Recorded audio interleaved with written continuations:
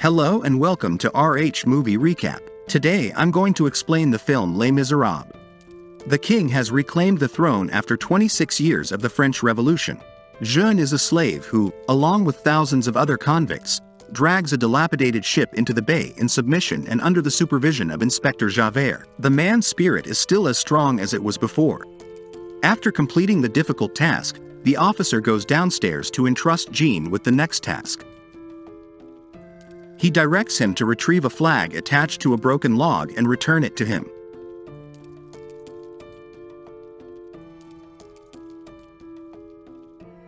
The slave completes the task with superhuman strength, causing both surprise and fear.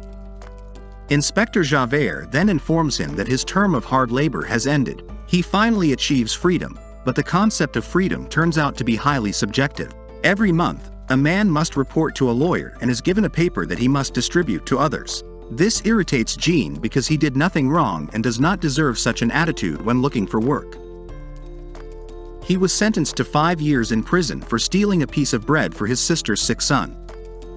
Jean was sentenced to 14 years in prison for multiple attempts to escape slavery.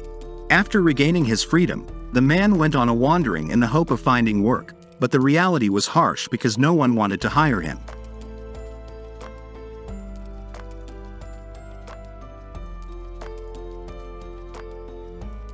After reading the accompanying paper, someone simply ignores the man, while others despise and beat him, mocking the slave. Who does not have the same rights as other people? One night, while freezing from the cold, he met the Bishop of Digne, who treated him like a brother and protected the unfortunate Jean.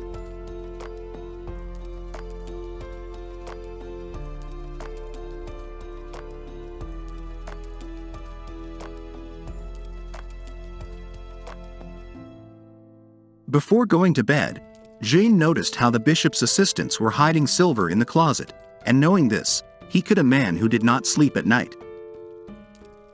Believe in the sincerity and love of the church minister stole all the silver and fled. Guards apprehended him the next morning and brought him back to the bishop's house.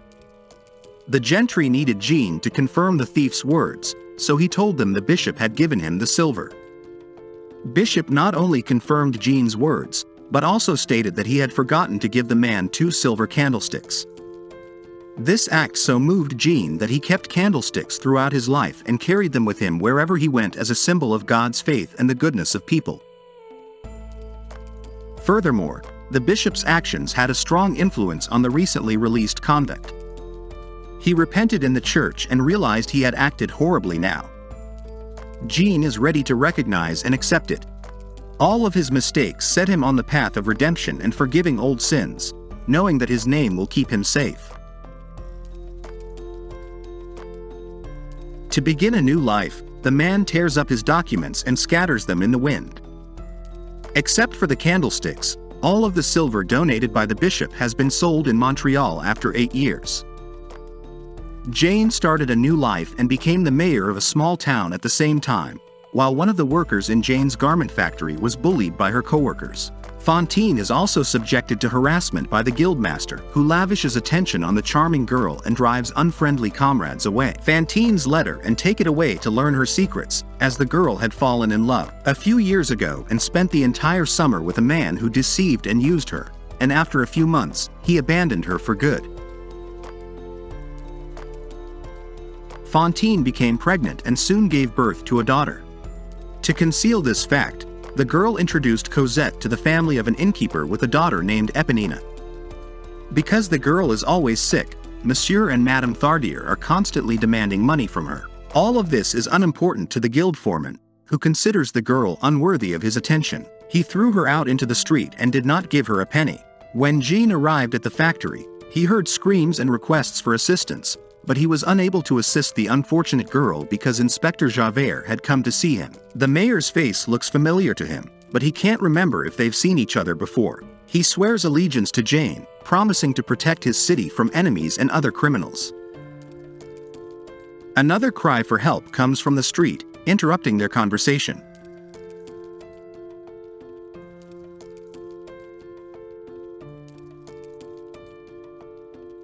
As the mayor rushes to the people who are calling, he notices that a wagon has fallen on one of the residents. Jean demonstrated superhuman strength by lifting the wagon and allowing the poor man trapped beneath it to be dragged out. When Javert saw all of this, he realized he was looking at the same person who had torn up his documents and fled from the law. Fantine realizes she must send money to the innkeeper because her daughter is ill and requires medical attention. She sends all of her money to the man, believing that it will save Cosette, not realizing that the Tastier family is deceiving her. Fantine is desperate after being fired from her job and goes to the pier, which is full of corrupt girls. She is unwilling to provide services, but she sells her hair and teeth to help her sick daughter. Fantine quickly loses her last vestiges of dignity and honor, realizing that she is willing to go to any length for the sake of Cosette. As time passes, she morphs into the same easily accessible girl who sells herself to men for pennies. On one of these nights, another client arrives, but Fantine refuses to serve him. The man is persistent and rude, so the girl punches him in the face. Simultaneously, law enforcement officers appear to be subordinate to Javert. The inspector decides to send Fantine to prison after the client lies and claims that the girl attacked him in order to rob him, but Jean intervenes. In the dialogue, a former factory worker recognizes the unfortunate and exhausted girl and decides to help her rather than send her to prison. Jane takes her to the hospital, but she is still not feeling well. Jean was the subject of a report written by Inspector Javert, suspecting that he was the same slave he had commanded for 19 years. The guardian of law and order soon received a response informing him of this. The genders were successful in apprehending the true convict, who would soon appear in court. After learning all of this, the inspector forgives Jean and considers what he should do. On the one hand, he is free, and no one will suspect that the mayor and the convict are the same person. At the same time, pangs of conscience prevent Jean from sitting quietly. When an innocent man is in the dock and realizes he cannot let God down, Jean appears in court and declares that he is the same convict as 24,601. Following that, the mayor of the city pays Fantine a visit and asks him to look after her daughter Cosette. Before she dies, the inspector finds Jean and attempts to arrest him, but he escapes. Little Cosette is currently cleaning up the innkeeper's house. Madame Théartier sends the baby to the winter forest for water because her parents are very harsh with her. The girl is afraid to go alone, but she is powerless to refuse and obeys her stepmother's command. Meanwhile, the innkeeper opens a drinking establishment and joyfully welcomes guests, robbing each of them and taking literally everything in a suitcase of glasses and a hat in an attempt to earn money on everything. Customers are duped, but they cannot see or understand that they have ended up in a tavern owned by an honest and decent man. Jean is a scared and chilled girl in the forest. When he discovers she is Cosette, he approaches the innkeepers and offers them 1,500 francs in exchange for a girl. The deceitful madame and monsieur tried every trick in the book to rob him, but Jane refused and took the girl. Inspector Jeffert arrived a few minutes later in pursuit of the fugitive.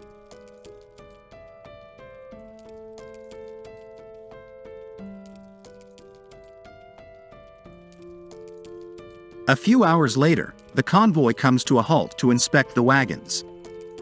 Seeing Javert among the gendarmes, Jean escaped with the little girl at the north gate of Paris using his dexterity and the cable, which he stole in an attempt to escape from the inspector. Once inside the church, Jean requests shelter from the gardener.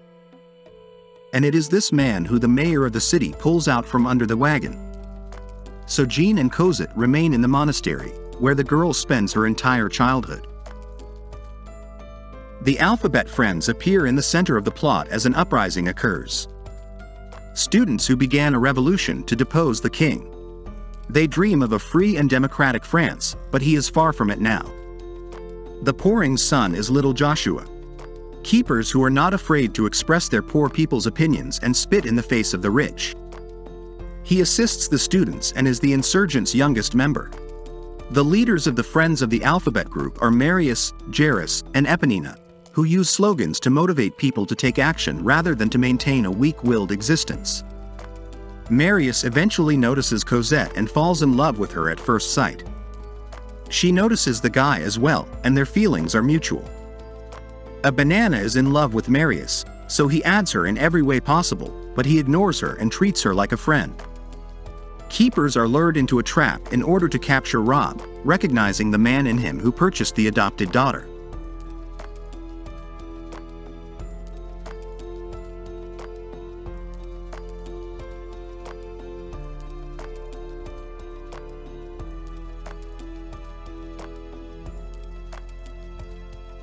The Nardier fantasizes about retaliation, but Javert appears and decides to arrest the swindlers.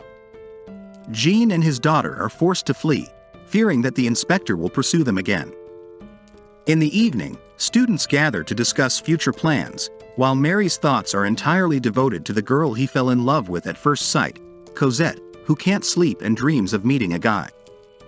Eponina admitted to knowing the girl and referred to her as a child. She knows where Jean and Cosette live, so she takes Marius there after they've gotten to know each other better. Lovers promise to be faithful to one another and look forward to their next meeting.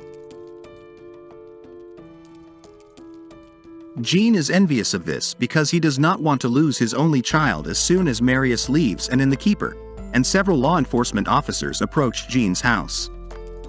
Eponine decides to save the good people and begins screaming in order to attract their attention. Jean is threatened and forces his daughter to flee in order to avoid falling into the hands of Inspector Javert.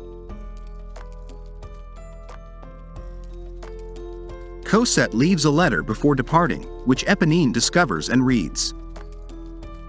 She is in love with Marius, so she refuses to give her hands him the envelope and informs him that the girl has left for good. After suffering as a result of this, the guy returns to the students to continue planning the revolution. The students found out about General Lamarck's death a few hours later.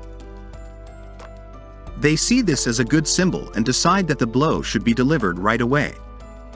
Jairus and Marius start a riot during a solemn ceremony in the morning. To rouse the people and push them to start a new revolution.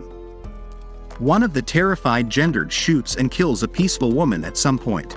This sparks a wave of unrest, culminating in an armed clash between law enforcement officers and students. People help Marius and his team by throwing old furniture out the windows, allowing the men to build barricades and hold lines. Inspector Javert disguises himself as a regular person and assists students. The man promises to discover the enemy's plans and departs at night, only to return and report that the army is not prepared to attack and will wait for dinner. Gavroche exposes the inspector and the students capture the traitor to starve out the attentive students. After a few minutes, the genders surround the people at the barricades and force them to surrender because the others have already surrendered and laid down their arms. These barricades are the only point of resistance, and the genders are prepared for both peaceful and armed conflict. A shootout begins, and Marius realizes they are losing and threatens the genders with an explosion. Nobody wants to die, so the police retreat to Eponina, who is wounded and confesses to Marius before her death that she hid Cosette's farewell letter. She loves the guy and wishes she could be close to him, but she realizes that this is impossible. Marius sends a note to Rocher after receiving the letter and learning where to look for his beloved.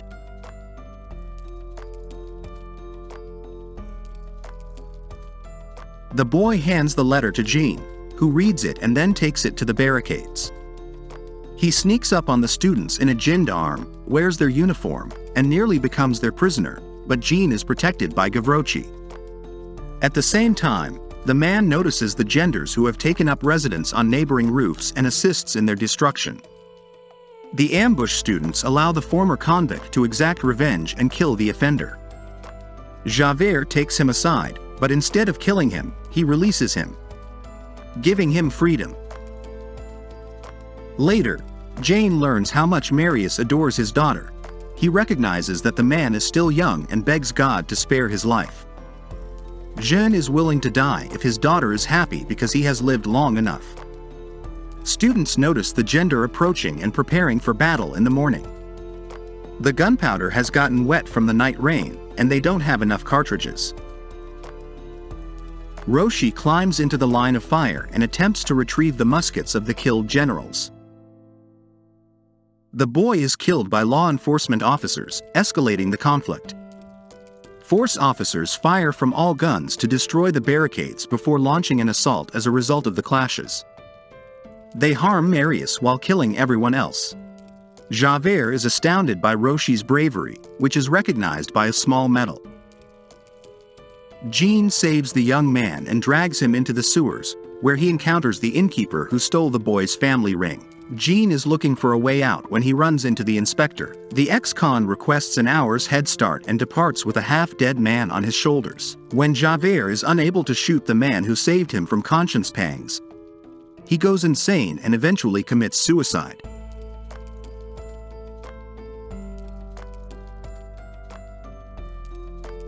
Sometime later, Marius recovers and returns to the same bar where they used to meet.